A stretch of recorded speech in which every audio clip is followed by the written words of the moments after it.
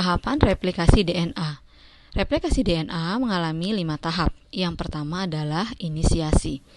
Ya, kita akan bahas tentang inisiasi. Oke, jadi pada tahap inisiasi ya, replikasi DNA itu berawal dari adanya ORI ya, atau origin of replication ya. Nah, ORI ini adalah urutan spesifik yang dikenali oleh protein tertentu yang memberikan tanda bahwa disinilah replikasi akan terjadi. Nah, jadi adalah ORI ya, tempat yang akan terjadinya replikasi. Nah, kemudian datanglah enzim helikase ya yang berwarna ungu yang akan memisahkan rantai ganda DNA induk dengan cara memutuskan ikatan hidrogen antara basa nitrogen pada nukleotida sehingga rantai DNA akan terbuka. Ya, jadi enzim helikase akan membuka rantai DNA tersebut ya dengan cara memutuskan ikatan hidrogen yang ada di antara basa-basa nitrogennya.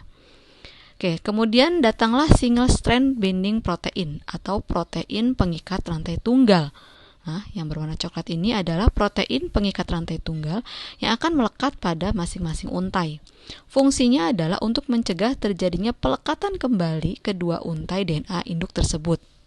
Nah, kemudian pada ujungnya ya terdatanglah enzim topomerase ya yang ini yang akan berfungsi mencegah pelekatan kembali rantai DNA induk. Ya, ini topomerase ini maksudnya warna hijau ya. Yang warna ungu ini adalah enzim helikase. Nah, yang hijau ini adalah topoisomerase ya, yang nanti akan berfungsi untuk mencegah pelekatan kembali rantai induk ya, penguncinya lah ibaratnya seperti itu. Oke, selanjutnya tahap yang kedua adalah pembentukan primer atau pembentukan sintesis dari primer. Nah, jadi RNA primer adalah penanda ya atau titik awal untuk pembentukan DNA baru.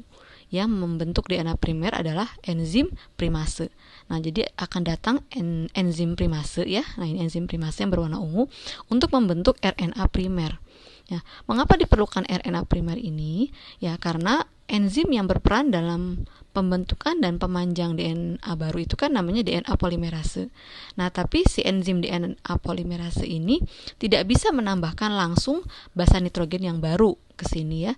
Sehingga enzim ini membutuhkan primer untuk membentuk untai baru DNA.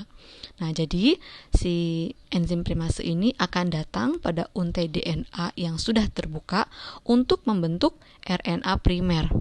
RNA primer ini akan membentuk sekitar 5 sampai 10 nukleotida ya, yang warna hijau kan ini. Nah, barulah kemudian DNA polimerase akan bekerja untuk membentuk untai DNA baru. Nah, rantai DNA baru ada yang disebut dengan leading strand, ada yang disebut dengan lagging strand. Ya, kita akan bahas setelah ini ya.